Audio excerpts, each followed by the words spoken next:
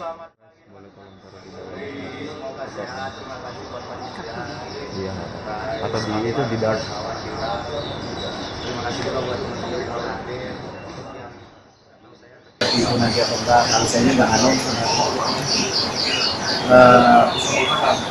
Semoga teman-teman juga supaya di sini mungkin ada yang dibawa pulang lah gitu, dan cerita-cerita saya atau mungkin kekonyolan kita semua. Nah, sesuai tema saya disuruh duit, karena saya aneh sendiri gitu, kenapa saya gitu yang dibilang aneh. Harusnya Ridwan Kamil tuh yang aneh gitu, karena dia menggusur apa gitu. Ya, saya pertanyaan tadi lah siapa saya. Waduh, sebenarnya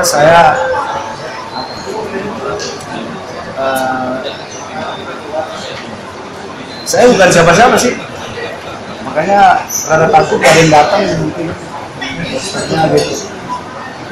Saya cuman apa ya, saya kayaknya kalau saya deskripsi diri saya adalah akumulasi dari kesalahan-kesalahan hidup saya sebenarnya. Ibarat kata kamu lagi pokoknya kecelakaan gitu, saya nggak sengaja aja ngikutin alur dari kecelakaan itu, jadi ketika saya sekarang gitu. Maksudnya saya datang dari keluarga yang apa ya, kelas menengah ke atas gitu kan, merasa aneh dengan hidup saya, terus saya sekolahnya juga aman-aman aja sebenarnya, tapi tengah jalan saya memutuskan untuk keluar, yang akhirnya saya sampai di Bandung. Sudah seperti itu mungkin. Oh, aslinya dari mana sebenarnya? Oh ya, saya orang Medan. Oh, kenapa di Bandung sebagai kota? Karena gini, waktu saya diceritain aja lah ya. Saya dulu kuliah di Jerman gitu kan. Terus saya bosen gitu kan, aduh gini aja gitu. Terus nilai saya juga jelek sih sebenarnya, pembenaran gitu. Gak lulus. Wah, visa masih 2 tahun lagi, lumayan nih gitu kan. Akhirnya saya berkelana aja di Jerman itu, di Akeropa lah kan. Nah, sewaktu saya berkelana itu saya kan berkarya juga lah, maksudnya saya bikin perusahaan, saya bikin konser gitu kan. Dan harapannya nanti sampai di Indonesia bisa jadi uang makan saya lah gitu kan. Nah, pulanglah saya bulan September sekitar Desember lah, bulan tahun 2009 gitu. Saya pulang membawa harapan itu kan, saya udah bikin rekaman, saya udah bikin karya-karya. Sampai di bandara, koper saya hilang. Udah semua kan, aduh saya nggak punya apa-apa. Nah, akhirnya saya memutuskan, nah pada saat itu saya nggak punya apa-apa, saya ngamen gitu. Dari ngamen ini yang akhirnya mengantarkan saya ke Bandung. Dan karena di Bandung udaranya sejuk, teman-teman saya juga ramah, dan banyak kawan-kawan juga, akhirnya saya menetap di sini. Sejarahnya tadi kan kecelakaan saya doang, itu udah sampai sekarang. Oke, tema kita kan WFI. Nggak mungkin gitu kecelakaan itu ada hanya terjadi seperti itu aja gitu. Jadi menurut saya juga punya apa ya, bacaan, saya juga punya impian, harapan kan dari kecil. Saya memang dari SMA tuh udah malas gitu dengan pola. Saya merasa diri saya itu adalah produk dari orang tua dan lingkungan saya gitu. Maksudnya saya dimasukin ke pesantren, kemudian saya ke Taruna Nusantara gitu kan, SMA-nya gitu. Sampai akhirnya di satu titik saya memutuskan untuk wah, ini nggak bisa terus sendiri nih. Nah, waktu itu saya membaca satu artikel, dia seorang individualis anarkis gitu, namanya Max Stirner. Dia bilang, aku ini di atas segala-galanya. Jadi filsafat dia itu intinya gimana mengangkat individualitas ini menjadi sesuatu yang radikal gitu, radikal secara filosofi ataupun secara tindakannya juga. Saya terinspirasi betul waktu itu kan, wah bagaimana bisa gitu. Yang ada di bayangan saya adalah bagaimana lu manusia jadi sosok Tuhan itu sekaligus monster itu sendiri gitu. Dari filsafat buku yang saya baca itu, saya tergugah banget. Akhirnya saya eksplorasi tuh dari buku itulah sumber masalahnya. Makanya buku pertama yang saya bakar ya bukunya dia juga gitu. Setelah membuat saya seperti ini gitu kan, saya baik-baik gitu. Nah dari situ saya tergugah gitu, anjir hidup cuma nggak sekedar saya harus lulus sekolah gitu, terus saya mendapatkan pekerjaan dan segala macam. Tapi nggak ada yang salah dengan semua pilihan-pilihan itu. Lagi-lagi saya kutip gitu, apa saya tekankan kepada teman-teman, nggak ada yang salah dengan sekolah ataupun pendidikan itu. Cuman saya aja yang bermasalah. Awalnya dari situ, akhirnya saya mengeksplor hidup saya sampai berapa tahun ini, sekitar 10 tahunan lebih ya saya sampai seperti ini. Artinya dari Ghost itu bagaimana memanifestasikan kekuatan pribadi kita gitu terhadap ruang hidup itu sendiri. Nah di tahun kedua tamat SMA saya ketemu si tulis bangsa itu, si Friedrich Nietzsche itu. Ada konsep dia bernama apa yang disebut dengan Übermensch. Übermensch ini kayak manusia unggul, di mana kita memungkinkan individualitas kita tadi sampai ke tahap yang paling tinggi. Akhirnya kan berjodoh nih antara Max Taylor dengan Übermensch-nya si Nietzsche. Saya akhirnya digodok jiwa dan perasaan saya sampai saya mencoba hal-hal yang kata orang aneh gitu. Padahal menurut saya tidak gitu, karena itu memang panggilan bagi saya gitu. Sampai saya. Nah, mungkin bagaimana kalau saya bisa dibilang aneh gitu, saya nggak tahu juga ya. Mungkin saya akan cerita keseharian saya aja gitu. Mungkin teman-teman bisa mengenai. Akhirnya dari falsafah itu saya mencoba untuk merepresentasikannya ke dalam kehidupan sehari-hari saya gitu. Maksudnya saya udah mulai apa ya, kayak anti idolisme gitu lah kan, iconofilia gitu. Akhirnya saya mencoba untuk mengeksplorasi apakah makan sekedar makan gitu. Apakah menulis itu sekedar menulis, apakah saya bergaul sekedar gaul, apakah hanya dari sekedar puisi itu hanya untuk apa, konsumsi romantis butuh gitu lah, atau konsumsi sampah tua yang entah kemana gitu. Jadi saya mencoba akhirnya nggak sengaja udah masuk ke dalam kehidupan sehari-hari saya 28 tahun. Saya tinggal di kampus-kampus, terutama ITB gitu. Saya nggak punya rumah. Di pagi hari saya akan bangun, kemudian saya akan menulis puisi, saya akan membaca, sampai sore hari saya akan bikin prakarya juga. Sampai sore hari saya ngamen, kemudian setelah ngamen saya tidur, dan itu bulan-bulan sosial. Produk-produk saya tadi itu saya bagikan ke teman-teman juga sebenarnya. Misalnya kalau ngamen saya ingin mengubah pokoknya semua stereotip yang ada saya ubah itu. Saya kan kalau teman-teman nganggap pengamen, alah paling pangkrok yang ukulele gitu kan, saya mencoba hal-hal lain gitu. Agar setiap orang yang lihat saya itu, ternyata ngamen itu nggak seperti ini. Ternyata puisi itu bisa diekspor lebih jauh. Ternyata musik itu bisa punya bentuk yang tidak hanya sekedar musik. Itu harapan saya sampai sekarang. Jadi ada pertanyaan mungkin biar doa. Stereotip yang motivasi itu dari yang mana? Oh ya, ini pandangan pribadi saya sih. Menurut saya di sekeliling saya itu semua orang itu datar. Maksudnya apa ya, apa sebabnya? Saya yakin manusia itu kayak manusia purba. Dia punya insting dan naluri yang liar. Liar di sini tidak berarti harus destruktif atau negatif ya. Maksudnya ketika misalnya di kampus kita lihat teman kita geek gitu kan, aneh nih kerjaannya malah gini. Justru saya rindu orang yang itu, karena dia yang berani mengubah stereotip dirinya itu. Jadi artinya tujuan manusia bagi saya itu bukan kamu jadi tinggi ataupun jadi kaya gitu, tapi unik. Untuk stereotip unik inilah yang pengen kita cari, yang pengen kita bongkar.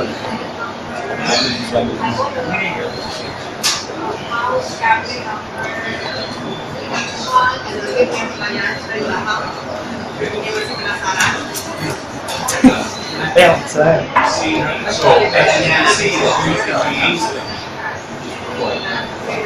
ada sih kalau aneh, saya lebih suka unik sih sebenarnya. Unik tuh ciri banget gitu, kayak kopi apa robusta gitu, ada cirinya gitu.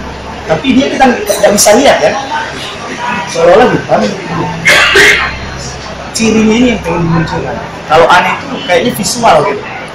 Misalnya kamu lihat orang yang silver itu mungkin aneh gitu, tapi dia belum tentu unik gitu. Tapi kalau unik sendiri itu dia nggak perlu visualnya itu mau terserah bagaimana lah, tapi dia pasti unik gitu. Dia akan menjadi mutan bagi sekelilingnya gitu. Nah pada akhirnya pada tingkatan selanjutnya ternyata kan saya sudah stabil tuh. Wah, udah merasa so unik-unik gitulah kan. Saya bisa lebih berbeda lah dari orang lain, saya bisa nembus batasan-batasan saya, sampai pada akhirnya saya ketemu dengan Karl Marx gitu. Dia punya teori tentang ekonomi politik gitu. Saya bingung nih, dia kan mengusulkan ide komunisme gitu, sedangkan saya individualis gitu. Terjadi kontradiksi. Maksudnya saya orang yang saya nggak peduli manusia lah gitu. Yang penting tuh saya gitu yang menjadi Tuhannya gitu. Karena pada falsafah dasar saya tadi si Max Stirner ini, akhirnya ketemu Marx, saya menentang dia. Bagaimana bisa lu bilang orang sama, orang harus bekerja sama dalam satu tujuan komunisme itu sendiri. Memang gak ada yang salah di situ karena konteksnya berbeda. Tapi secara individu saya merasa itu agak aneh gitu. Karena bagi saya setiap orang itu unik. Akhirnya tantangan selanjutnya dari stabilitas yang sudah saya bentuk sebagai orang yang aneh tersebut, bagaimana saya harus bangun pagi mengamin dan segala macam yang kalau saya jelas saya juga terlalu jauh. Akhirnya saya mencoba, ini jadi sebuah gerakan politik saya pribadi, gerakan politik yang dimana seorang individu ini bisa mempengaruhi orang-orang di sekitarnya juga atau tantangan yang ada gitu. Maksudnya gimana memposisikan diri kita terhadap bentuk sosial masyarakat hari ini gitu. Dengan keanehan kita itu tadi. Nah itu tantangan saya waktu itu sekitar tahun 2010-2011. Akhirnya puisi tadi hanya saya tulis, hanya saya galaukan, dan akhirnya saya coba untuk lebih jauh. Misalnya di setiap pagi kan saya selalu bawa buku gitu, tulis puisi, itu lewat, saya sekalian modus lah gitu. Saya bikin postcard juga gitu kan. Saya masukin ke dalam misalnya pos-pos orang gitu. Atau teman-teman sering lihat quote-quote penyair di Bandung ini itu ulah saya itu gue ditangkap ya gitu. Jadi artinya si individu ini ternyata bisa gitu memungkinkan dirinya lebih gitu, bahkan dari teori sosial yang harus orang dihimpun bareng gitu membentuk komunisi. Tapi saya lebih jauh dari tokoh-tokoh ini tadi, saya menjadi lebih bahagia dari dengan individu saya sendiri gitu. Makanya saya coba menaikkan terus ke arah ini. Bahkan saya graffiti, bahkan kalau misalnya ngamen itu saya kadang misalnya gini, kalau ada pemberontakan di mana ya baru-baru gitu di pabrik semen itu yang 9 orang main kaki kan, katanya di kendeng itu. Nah saya ngelihat status orang di Facebook misalnya, kenapa dia sekedar status? Akhirnya saya coba, status ini bisa nggak kita lemparkan langsung ke orang gitu tanpa harus lewat media sosial gitu. Akhirnya saya ketika ngamen berubah lagi, yang tadi nyari duit sekedar mengapresiasi pembacaan saya atau pendengar saya terhadap musik-musik, akhirnya saya menjadikannya bentuk gerakan politik. Jadi saya update status gitu kalau ngamen. Misalnya saya akan menceritakan bahwa hari ini ada pemberontakan di Rembang gitu. Besoknya lagi ada kasus, sehingga saya update status orang-orang langsung gitu. Nah itu akan terus dimungkinkan sampai mungkin nanti tahun-tahun berikutnya, nggak tahu lah kisah apa yang sehingga sampai detik ini saya yakin bahwa individualitas ini sangat radikal. Kalau buat saya adalah bagaimana membuat yang pribadi menjadi radikal, yang sehari-hari menjadi revolusioner adanya. Nah, pengertian radikal dan revolusioner ini tidak sesempit yang teman-teman bayangkan. Radikal itu adalah menembus batas kita, kelemahan kita, gitu, kemalasan dan lain-lain. Dan yang sehari-hari ini nggak melulu momen revolusi itu harus melempar molotov, gitu, harus mengadakan demonstrasi, walaupun itu wajib sih. Tetapi gimana misalnya kamu harus keluar dari kantor hanya karena cewek kamu marah gitu, terus bos kamu nahan gitu kan, kenapa lo keluar? Wah, gue mau nembak cewek gue kan gitu. Nah itu lu udah radikal gitu. Atau lu hanya untuk anak lu tega misalnya lu lagi apa ya, perjalanan kerja di luar kota, aku sakit, lu pulang gitu, bikin bisnis lu berantakan, itu bahkan revolusioner bagi saya. Benar gimana kita mengeksplorasinya. Berarti jawabannya adalah kembali ke diri kita sendiri, gimana kita menjadi weird itu dari aneh dari sendiri dengan bertanya sama kemampuan diri kita sendiri. Itu yang dieksplor tugas kita. Sehingga pada akhirnya saya nggak di sini lagi pembicaranya, kan kita semuanya pada akhirnya aneh. Gak ada yang berarti biasa semuanya, nggak ada yang aneh.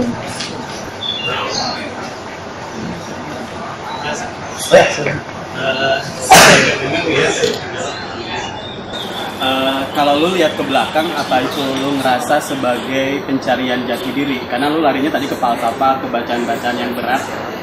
Pertanyaan pertama itu, terus kedua, di titik usia 28 ini lu udah menemukan jawaban keanehan-keanehan itu atau menemukan diri sendiri? Dan pertanyaan ketiga, ke depannya kayak gimana? Itu kayak job interview ya. Gue formal banget ya. Itu kan jadi nggak tahu gimana sih. Sengaja banyak ngomong. Cari banget. Oh ya, makasih. Gimana ya? Sebenarnya nggak pencarian jati diri, saya justru menemukan waktu saya SMA itu. Justru itu bagian dari plan saya gitu mas. Makanya saya udah tahu. Sejak saat itu saya nggak galau. Kalau orang galau kan semua dibaca gitu. Saya nggak. Saya berangkat dari Stirner kan. Nah, selagi pembacaan Stirner pasti ada ide. Gue harus cari buku yang menjelaskan misalnya psikologi yang ada di paragraf 2. Nah itu baca. Jadi dia kayak gambarnya gitu. Nah, sampai detik ini 28 saya sudah menemukannya sejak lama gitu. Kedepannya akan terus seperti ini dan akan saya hantam ke titik yang paling tinggi gitu. Mungkin aja saya ngamen misalnya saya yang bayar mereka gitu. Jadi saya ngamen yang saya kasih duit gitu. Nah, kan bisa saja. Gitu. Kita nggak tahu kan. Artinya saya nggak nyari apa-apa gitu. Nah, seperti itu.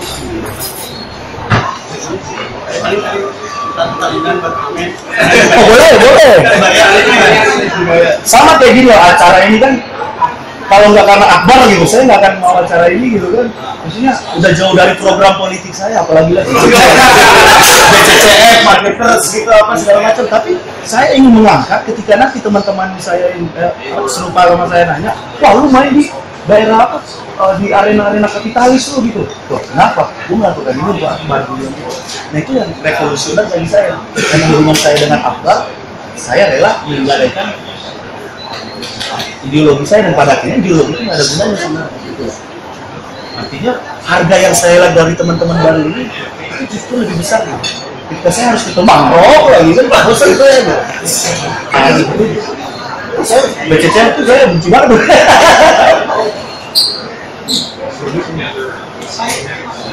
Berarti kan nggak ada yang salah dengan ideologi pilihan teman-teman gitu.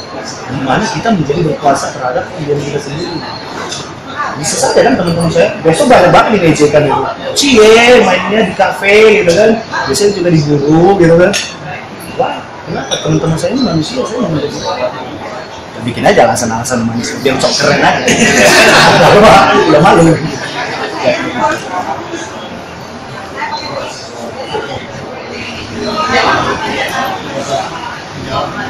Jadi besok kita ngapain? Desainer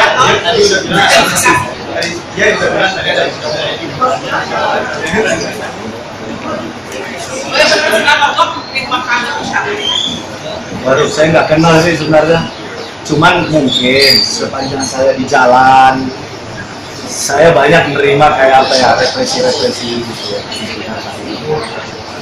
Nah, kan dia pemimpin ya udah saya ini mau lah ya gini kan gitu. Kalau nggak kami instruksi dia saya nggak bisa nyalain kan. Kayak kemarin saya dipukul satpol pp gitu kan, umum kalau ngamen. Dulu saya ngelawan, pada akhirnya saya nggak bisa ngelawan lagi gitu dan waktu itu juga. Dan saya pikirkan gimana kreasi saya untuk lari dari penindas saya ini. Akhirnya saya nggak mandang siapa namanya sih sekarang. Waduh, niat sekali. No.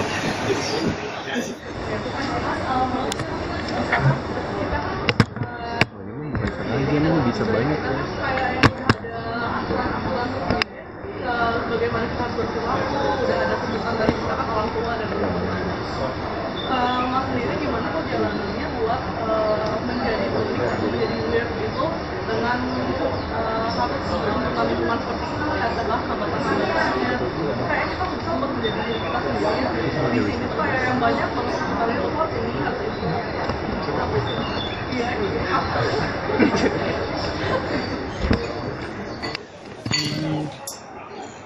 Saya sukanya gini sih kalimatnya, beradaptasi untuk mati. Saya nggak, harapan saya ketika teman-teman dengar saya ngobrol di sini bukan saya pengen teman-teman berontak gitu, enggak ada semua. Yang penting atau melanggar aturan kita, tapi gimana kita beradaptasi. Mungkin bahasa saya keluar dari Albert Camus itu bilang orang yang paling bebas adalah orang yang pandai, yang paling bertanggung jawab. Artinya gini, saya tatoan.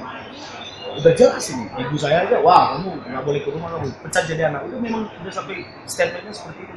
Cuman kan tantangannya gimana gue membuktikan kalau ini tuh gambar gitu. Atau saya datang ngamen, anjir kawan ini pasti mabuk ini gitu. Kalau suara saya bagus gimana? Nah gitu. Nah itulah artinya kebebasan itu bukan berkaitan dengan pelanggaran atau destruksi, tapi unsur kreativitas kita. Bagaimana mewujudkan individualitas kita tadi. Nah perjalanan saya menyukai adaptasi. Adaptasi, maksudnya kita menyesuaikan diri, tapi nggak menjilat. Kita tetap harus punya kontrol. Ibarat kata, misalnya anak kecil, dia main gelas gitu, dia bikin gelas ini pecah. Terus ketika ibunya marah, dia nangis. Nah, orang yang beradaptasi dia nggak akan nangis. Dia harus tanggung jawab, iya bu, saya mecahin. Gitu. Nah, kira-kira seperti itu. Jadi mungkin ya banyak di luar sana teman-teman nemuin atau mungkin saya juga nggak tahu ya, bahwa orang merasa dirinya bebas sehingga dia tidak bertanggung jawab. Itu saya nggak sepakat. Jadi adaptasi ini kuncinya. Ya maksudnya lu makin aneh, lu makin banyak tugasnya gitu. Bukan menjadikan itu sebagai pembenaran gitu.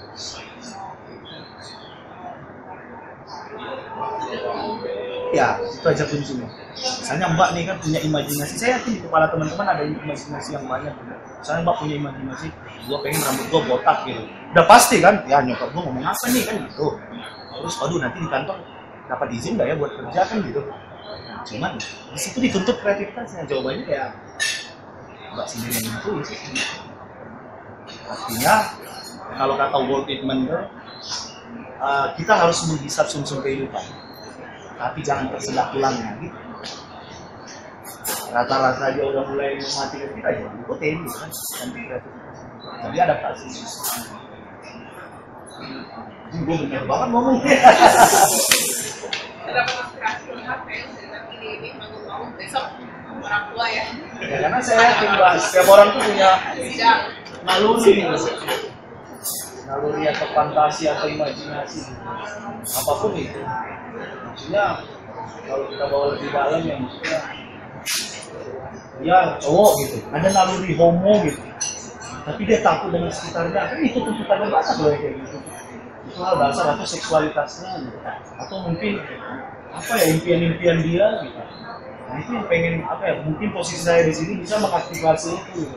Kalau enggak ya sudah lah, udah dapat kopi. Ya kompor gas lah ya. Gimana, ada yang lain mau kompor gas?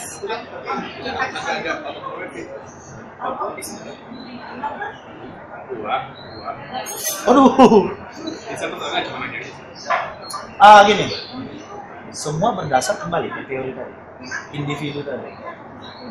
Saya yakin dimanapun orang akan mau merdeka ya, apapun bentuknya. Jadi kalau menurut saya mendukung Papua itu karena memang di sana itu sudah terjadi penyimpanan kemanusiaan yang tinggi. Artinya kehendak merdeka itu memang dari rakyat Papua. Seperti itu sih kebetulan ya. Yang sekarang ya bendera ini saya mendukung kemerdekaan Papua karena data atau bahkan saya lihat langsung korban-korban memang direpresi oleh negara gitu. Ya, wajib mereka merdeka, nggak usah nama Papua ya wajib dong nentuin hak sendiri gitu. Apapun jenisnya. Jangankan Papua, lu merdeka dari ibu kos lu lah misalnya kan gitu. Misalnya di kosan teman-teman ibu kosnya galak gitu, ya tinggal pindah kan, cabut gitu aja logikanya. Bukan karena ada alasan Papua tuh, ya itu pasti ada, tapi itu nomor sekian gitu. Yang paling esensial dia kudu hidup gitu, daripada di kita sendiri. Makanya kita sendiri kreatif orang bisa kok menjelaskan diri apa deh. Kita bikin bendera, satu bendera sendiri, bahwa hidup di tengah kota ini tidak nikmat gitu. Kita bikin manifestonya, bisa. Cuman ini yang tersorot di luar sana banyak.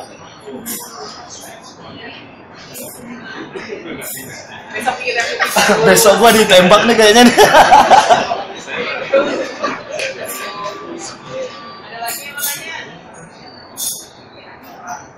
Ya, Mel, jangan sulit-sulit Mel, ntar lu kelihatan bego kan. Buat buat saya kalau kan tadi cerita tentang kehidupan nih dan bagaimana caranya menjalani kehidupan menemukan nilai di kalau gue penasaran nih kalau sendiri tuh maknai kematian lo seperti apa dan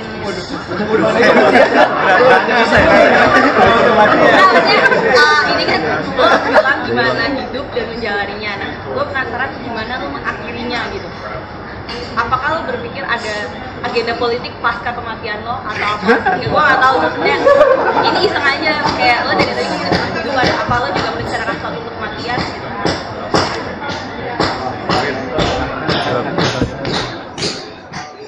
Gimana ya? Mungkin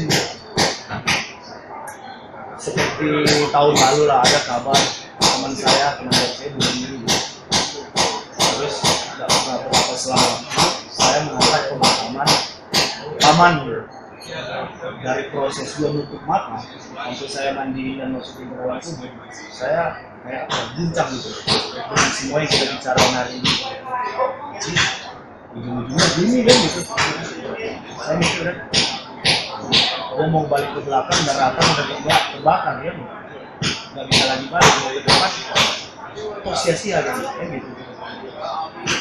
Karena saya mikir sudah kepalang panggung dan sebenarnya nggak ada kata istilah panggung sih.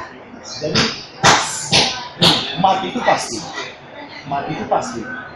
dengan fenomena kita lihat kemana mati, saudara yang meninggal, musibah di dunia kita lihat mati. Tapi yang lebih pasti dari mati itu apa? Hidup kan? Itu yang lebih pasti sebenarnya, saya dihibur. Justru dengan fenomena kematian itu saya jadi mikir, gua nggak akan mau, gua akan benar-benar hidup sebelum gua mati. Sehingga unsur weird tadi itu, aneh tadi itu makin kuat. Begitu. Bahkan kalau gue lihat lagi, ternyata nggak ada kesia-siaan. Maksudnya, gue udah nulis banyak hal gitu kan, gue udah menunjukkan banyak tempat. Akhirnya itu jadi program politik kedua gue setelah mati nanti. Pada suatu hari, lu akan nemuin jin gue gitu. Maksudnya ada yang kita tinggalkan di dunia misalnya nih, ini kan udah tersebar di mana-mana lagu apa gitu. Nah itu nanti orang penulis itu akan baca, ada lagu sejelek ini nih kan gitu, ada puisi seini, namanya Senar Kobro kan gitu. Nah dia akan nyari, mudah-mudahan itu rantai yang akan menyambungkan asal-asal dia. Nah apa intinya? Berarti sisa hidup gua ini makin gua edankan gitu terhadap karya-karya gue itu sendiri, apapun jenis karyanya dan apapun jenis teman-teman sendiri gitu. Jadi orang tua ya jadi orang tua yang benar-benar orang tua gitu. Jadi bisnismen atau apa, gue udah kepis tadi marketingnya jadi lah marketer itu sendiri gitu. Pengelola kreatif momen bikin kreatif manusia yang mungkin gitu. Seperti itu sih pada akhirnya nggak ada yang sia-sia, semakin giat sebenarnya karena semua itu ada limit. Dan gue nggak takut mati, malah gue bilang gue udah mati sejak lama dari SMA itu. Gue ada kematian terhadap harta mungkin, proses seksualitas juga mungkin, karya, pemilihan buku, segala macam udah mati lama. Ini kayak kehidupan yang benar-benar murni sih gue rasa. Bukan gue makin mundur, makin maju. Gue nggak sabar baca buku apa lagi gitu. Gue nggak sabar ngadirin pertemuan gini sebanyak ini. Bahkan gue nggak lagi mikir. Belum mungkin mikirnya, wah keren juga ya jadi Bob Dylan gitu, dipuji-puji, jadi rockstar. Enggak, justru yang udah gua buka itu malah yang sebenarnya nunjukin jalan gua. Dimana kalau kita jadi rockstar di perempatan gitu, di nama gitu. Berarti kita harus siapin paniknya sendiri, kita siapin gift atau panik gitu. Artinya hanya sekedar di jalan, dia bisa jadi lebih mudah gitu. Nah itulah tinggal dieksplor sisa usia ini. Artinya gua makin edan sih sebenarnya. Dan gampang, suatu hari Amel ketemu Tarjo di mana misalnya kan, ternyata gue udah dekaden gitu ya, ludahin aja gue ada gitu. Nah,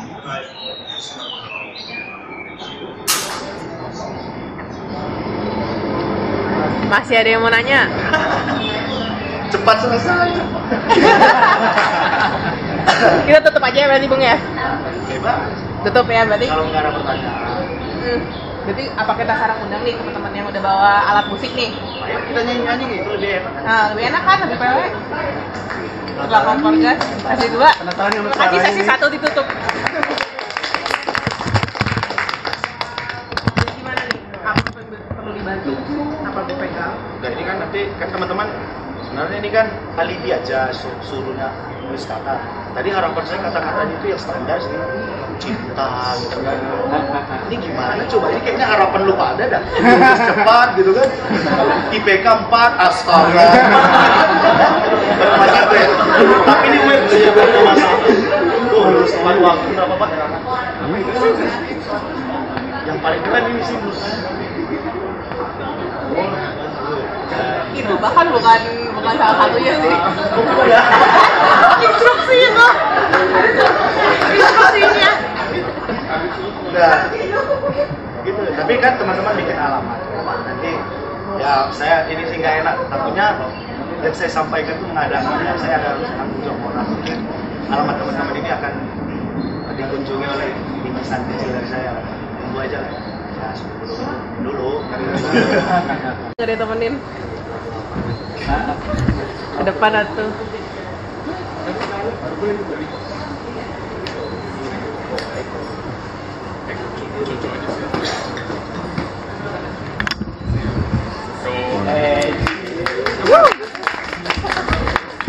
Takut digigit ya?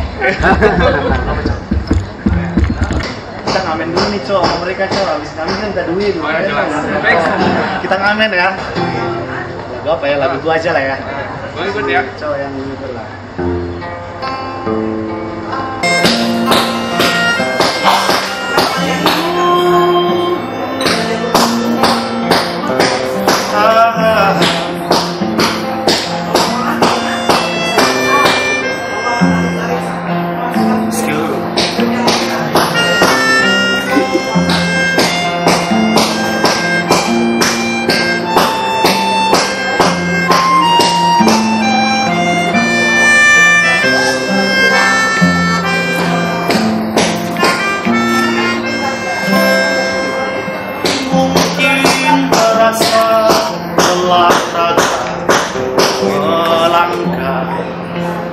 Kota-kota yang telah kujalani, hari berganti, musim berubah, mengiyakan hidup sepenuhnya.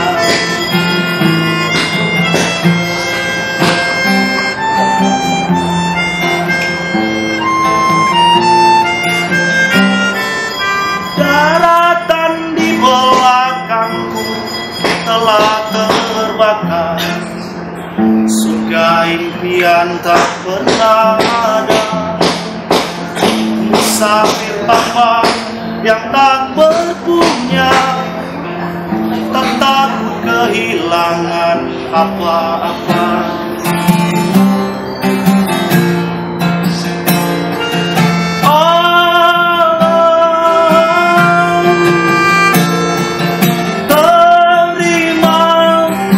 Hidup yang bergelora, setiap detiknya yang penuh makna.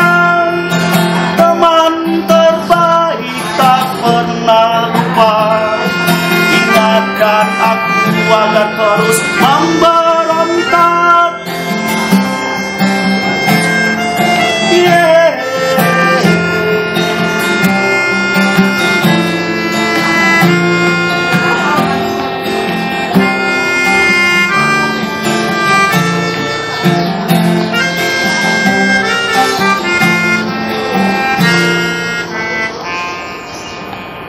Tengah asa yang bergelimang pesona, aku kabarkan pada gaya.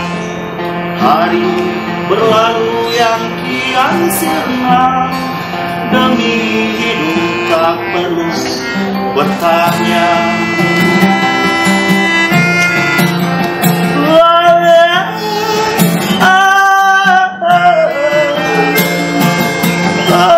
Terima kasih hidup yang telah bergelora, setiap detiknya makna teman terbaik, tak pernah lupa ingatkan aku agar terus memberontak. Terus memberontak.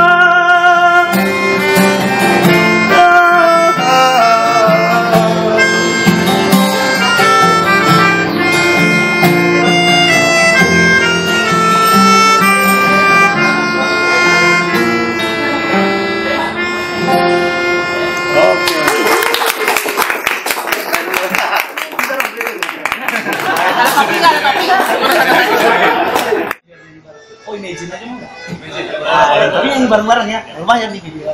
Siap video. Siap ya, tunggu dulu. Siap ya. Kamera udah siap belum? Katanya mau di kamera. Nah, teman-teman dong, jangan kita, teman-teman yang di kamera dong.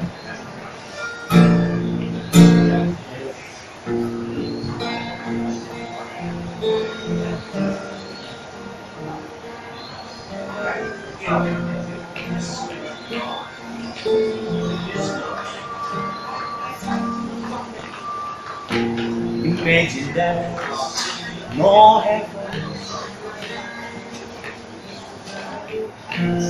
It's easy if you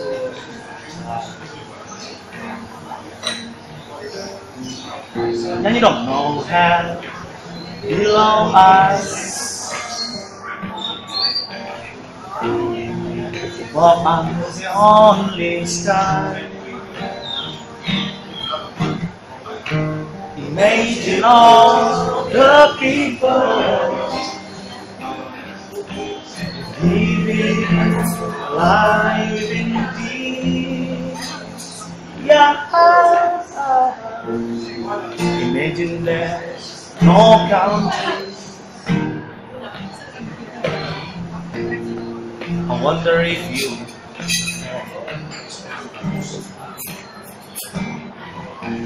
nothing to kill or die for,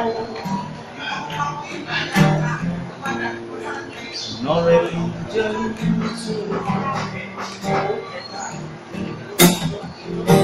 Imagine all the people living life in peace. Yeah. They say I'm a dreamer, but I'm not the only one. I hope someday you join us when the world will live as one. Melody.